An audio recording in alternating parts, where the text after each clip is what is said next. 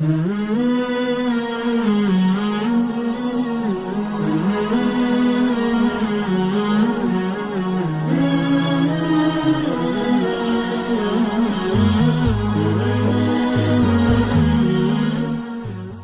actually two statements which are two different problems in the question. The first problem is, Bismillah wa salatu wa salam ala Rasulillah. The first problem is, I can't pray 5 times a day. I can't do it. Now, I don't believe you. Whoever said I can't do it, I don't believe you. You know why? Because I believe Allah. And now I didn't say I believe in Allah. I said I believe Allah. There's a difference, right? I believe in Allah means I believe Allah exists. I believe in Him. But when I say I believe Allah, it means I believe what He says. He says, subhanahu wa ta'ala, لا يكلف الله نفسا إلا وسعها. Allah does not burden anyone except unless they are able to carry that burden. This is what Allah said. Allah said He does not burden anyone with any responsibility unless they are capable of living up to that burden. This is what He said. You're saying you're not able to live up to a responsibility that Allah gave you. Isn't that true?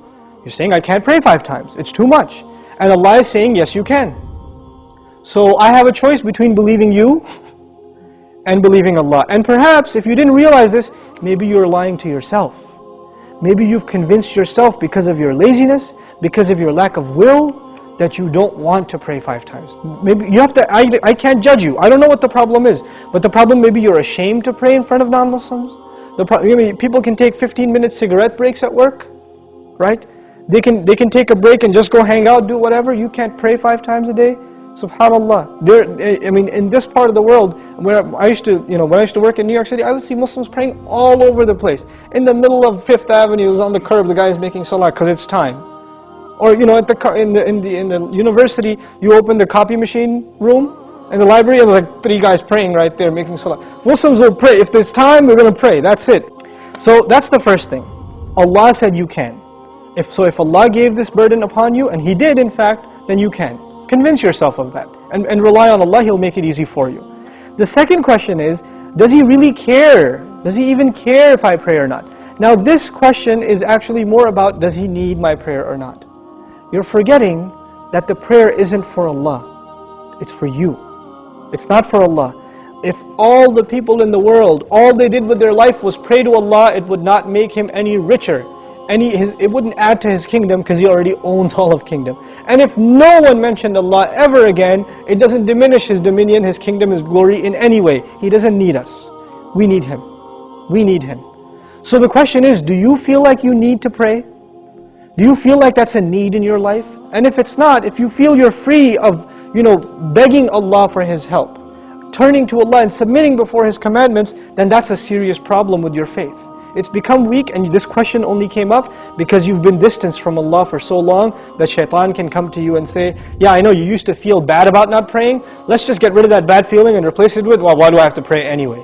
That's the next phase of that disease. The first part was, at least it was diagnosed, but at least you had some bad feeling. Guilt was still there. That's a gift from Allah. When that guilt even goes away and you say, Allah doesn't need my prayer, it's all good. So long as I'm doing good. And that's the last part I want to talk about, this so long as I'm doing good part. Who defines what's good? There are 2 kinds of good in this world. Please remember this, okay? There are 2 kinds of good. There's ethical good. I'm good to my neighbor. I'm honest at work. I'm nice to people. I don't steal. I don't cheat. These are ethics, basic ethics, right? That everybody, I tell the truth. I'm honest. I pay my taxes, blah, blah, blah. These are ethical truths, okay? And I'm honest in business. Then there are religious goods. I go to Hajj. I give zakat. I pray 5 times a day. I fast in the month of Ramadan. These aren't ethical realities. These are religious goods. Good deeds that are religious and good deeds that are ethical, moral in nature. What happens a lot of times with Muslims and with non-Muslims, especially it happens with Muslims, is that we make a distinction between these 2 things. So in the Muslim world, you will find people that are morally good. They're nice to their family, they take care of their kids, they're responsible in the household, they're nice to their neighbors, they're honest at work. Good people, but guess what? No religion. I don't need religion to be good, is what they say.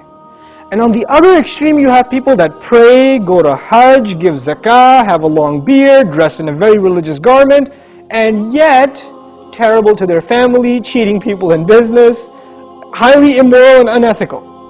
So what's happened is we have separated the two dimensions of goodness: moral goodness, ethical goodness, and religious goodness.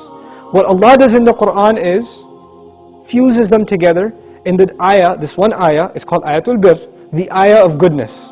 What does it mean to be good? If you study that ayah, it is a combination of two things. It's a combination of ethical principles like fulfilling your promises, being patient, perseverant, and also religious goodness, establishing the prayer, giving the zakah, right? So it's a combination of both of those things in one place. So if you think you are in a position to define what good is, most likely you're sticking to moral goodness and you're undermining religious goodness, like the rituals that Allah taught us. But what Allah wants is for us to have both at the same time. This is when a person is truly good. Otherwise, you're not really good. You have defined goodness for yourself and you have rejected Allah's definition of it. But we turn to Allah for guidance because we can't define things for ourselves. We want Him to define them for us. Inshallah ta'ala.